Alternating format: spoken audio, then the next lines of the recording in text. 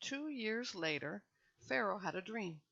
He was standing beside the Nile when 7 healthy-looking, well-fed cows came up from the Nile and began to graze among the reeds. After them, 7 other cows, sickly and thin, came up from the Nile and stood beside those cows along the Nile. The sickly, thin cows ate the healthy, well-fed cows. Then Pharaoh woke up. He fell asleep and dreamed a second time. 7 heads of grain, plump and ripe, came up from one stalk. After them, 7 heads of grain, thin and scorched by the east wind, sprouted up. The thin heads of grain swallowed up the 7 plump, ripe ones. Then Pharaoh woke up, and it was only a dream. When morning came, he was troubled, so he summoned all the magicians of Egypt and all its wise men. Pharaoh told him his dreams, but no one could interpret them for him.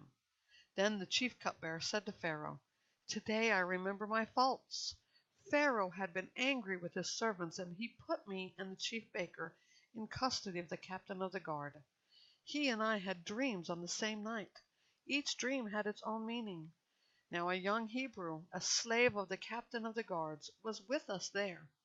We told him our dreams.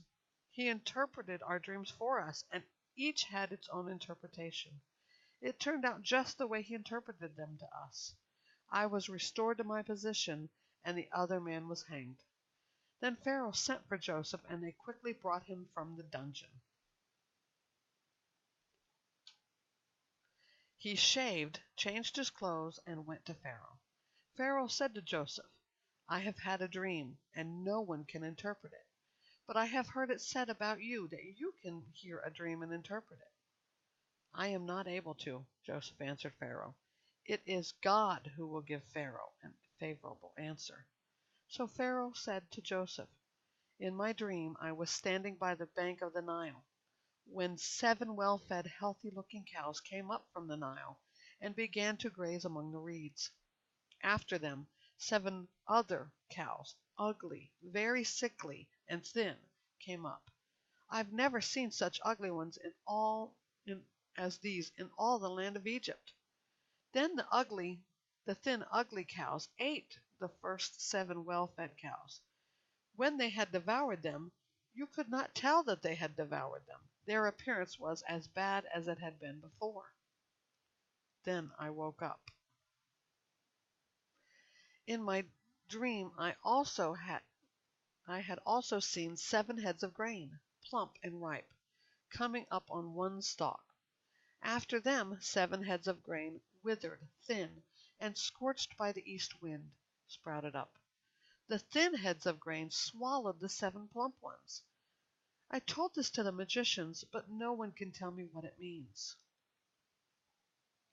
Then Joseph said to Pharaoh, "Pharaoh's dreams mean the same thing. God has revealed to Pharaoh what he is about to do.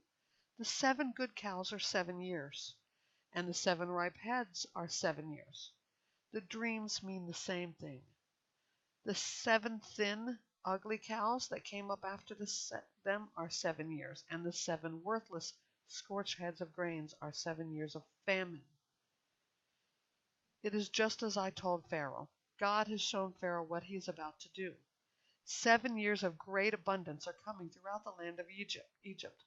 After them, 7 years of famine will take place, and all of the abundance in the land of Egypt will be forgotten. The famine will devastate the land. The abundance in the land will not be remembered because of the famine that follows it, for the famine will be very severe. Since the dream was given twice to Pharaoh, it means that the matter has been determined by God, and he will carry it out soon. So now, let Pharaoh look for a discerning and wise man, and set him over the land of Egypt. Let Pharaoh do this. Let him appoint overseers over the land, and take 1/5 of the harvest of the land of Egypt during the 7 years of abundance. Let them gather all the excess food during these good years that are coming. Under Pharaoh's authority, store the grain in the cities so they may preserve it as food. The food will be a reserve for the land during the 7 years of famine that will take place in the land of Egypt. Then the country will not be wiped out by the famine. The proposal pleased Pharaoh and all his servants. Then Pharaoh said to his servants, "Can we find anyone like this, a man who has God's Spirit in him?" So Pharaoh said to Joseph, "Since God has made all this known to you, there is no one as intelligent and wise as you are. You will be over my house, and all my people will obey your commands. Only with regard to the throne will I be greater than you." Pharaoh also said to Joseph, "See, as I am placing you over all the land of Egypt." Pharaoh removed his signet ring from his hand and put it on Joseph's hand, clothed him with fine linen garments, and placed a gold chain around his neck. He had Joseph ride in his second chariot, and servants called out before him, "Abrach!" So he placed him over all the land of Egypt. Pharaoh said to Joseph, "I am Pharaoh, but no one will be able to raise his hand or foot in all the land of Egypt without your permission." Pharaoh gave Joseph the name Zephanath Paneah, and gave him a wife, Asenath, daughter of Potiphera, priest at On.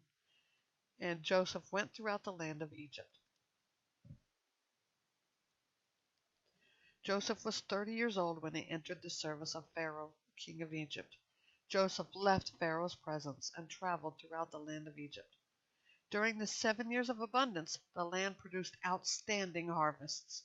Joseph gathered all the excess food in the land of Egypt during the 7 years and put it in the cities. He put the food in every city from the fields around it. So Joseph stored up grain in such abundance, like the sand of the sea, that he stopped measuring it because it was beyond measure. 2 sons were born to Joseph before the years of famine arrived. Asenath, daughter of Potiphera, priest at On, bore them to him. Joseph named his firstborn Manasseh, meaning God made me forget all my hardship in my father's house. And the second son he named Ephraim, meaning God has made me fruitful in the land of my affliction. Then the 7 years of abundance in the land of Egypt came to an end, and the 7 years of famine began, just as Joseph had said. There was famine in every country, but throughout the land of Egypt there was food. Extreme hunger came to all the land of Egypt, and the people cried out to Pharaoh for food. Pharaoh told all Egypt, "Go to Joseph and do whatever he tells you."